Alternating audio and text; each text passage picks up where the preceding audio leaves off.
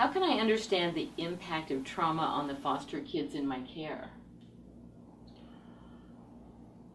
Well, that's an interesting question. A lot of times when we get that question, it is because they're seeing behaviors that they find annoying and they want to make sense of them.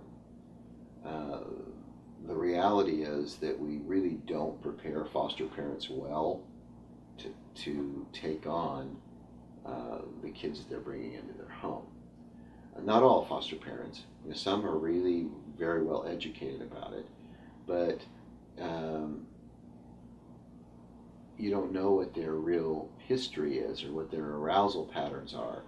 And so you're taking this stranger into your home and you're expecting, if you're nice and if you're warm and if you're kind, they will of course just fit in and be fine, and that's just not the case.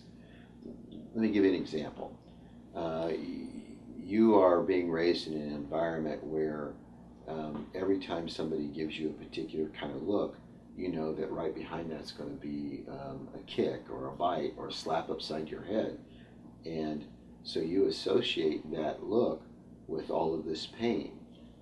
Now, if you are a person that is a more passive person, you see the look, you just shut down. But if you are a person that responds to those kinds of things with more aggression or more reactivity,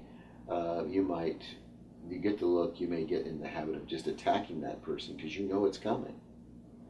So this kid, that's their history. They come into a typical schoolroom, and little Johnny, who has no idea what this kid's history is at all, maybe he doesn't think the kid smells very good, or he doesn't, for whatever it is, he gives this kid a look that's similar to the one that this kid gets when he gets his butt handed to him. And this kid jumps up, runs across the room, and punches the kid out. Well, the teacher says, that's bad behavior, don't do that. And, will then launch into this discussion of why did you do that?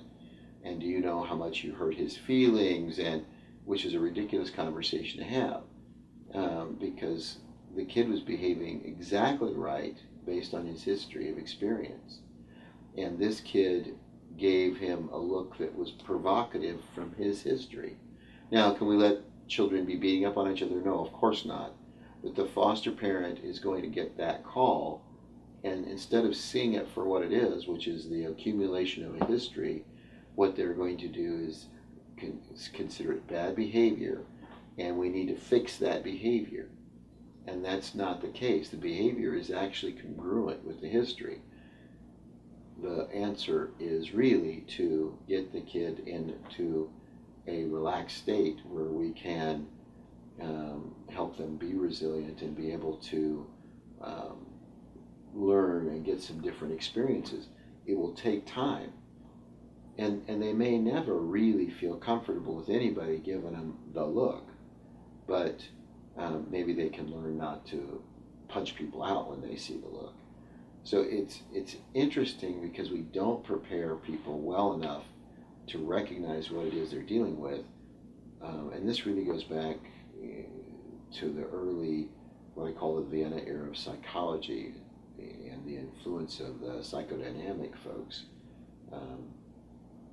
in the dualism that emerged, where we separated the body from emotions, thinking, and feeling, because these are obvious and they're annoying and we want to deal with them. So we think in our society quite often that an emotion or a thought or a feeling is occurring in a vacuum, and it's something that needs to be addressed, and it's bad, and it's needs to be fixed. But the reality is you don't have an emotion, you don't have a single thought, you don't have any kind of behavior that isn't tied to how this body's operating, and we frequently don't talk about them together. And if you want this not to be there, you have to help the child regulate this.